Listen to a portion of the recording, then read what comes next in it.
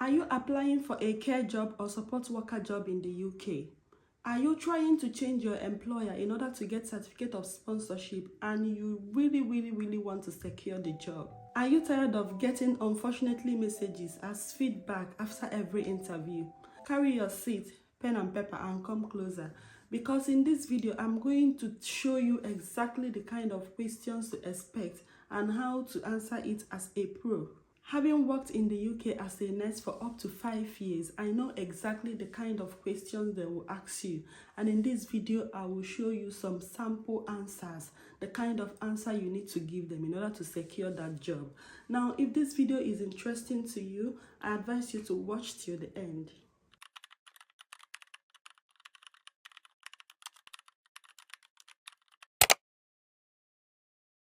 The first question they usually ask is, tell me about yourself.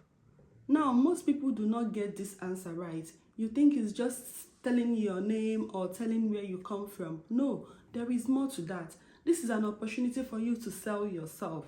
You need to list your skills. You need to talk about your achievements. You need to talk about what you're doing in the present and what you want to do in the future.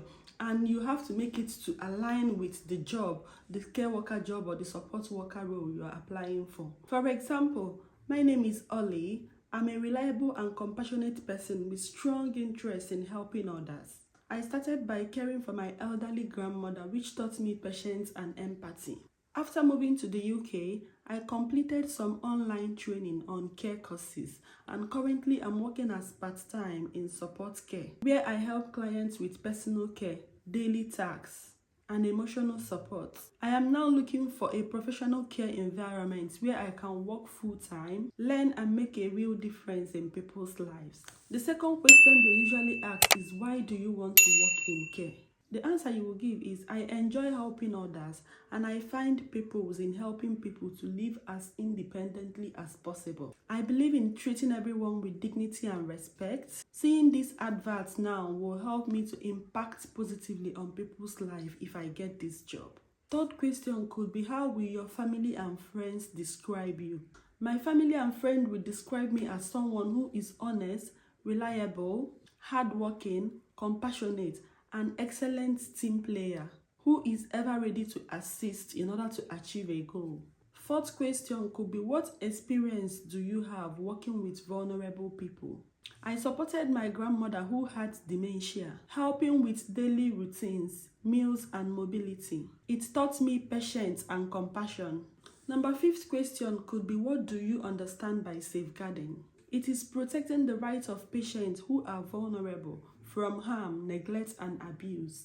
These vulnerable people are mainly children and the elderly, and I'm going to report any concerns to the manager or to the nurse in charge. Number 6 question, how do you manage a confused/dementia patient?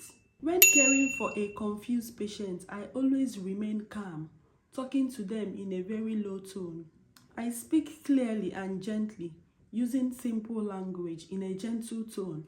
If the person is agitated, I try to redirect their mind in something that is comforting and soothing, like a familiar photo, activity, or music. I also give them space if needed, and I avoid correcting them or arguing with them, as this can increase confusion or distress. Most importantly, I follow their care plan and report any changes to my supervisor. It's also very important to document their behavior using behavior charts. And I work closely with family members and team members in order to provide a consistent care. Number 7 question could be, how do you maintain confidentiality? So you need to start by explaining what confidentiality means. Confidentiality is keeping secret all the information that comes to you while caring for a patient. This information can only be shared among those that are actively involved with patient care. So you also state that you cannot share patient information without even their consent. Number 8 question could be, what is whistleblowing? So whistleblowing is a way of raising an alarm anonymously in an organization when something goes wrong.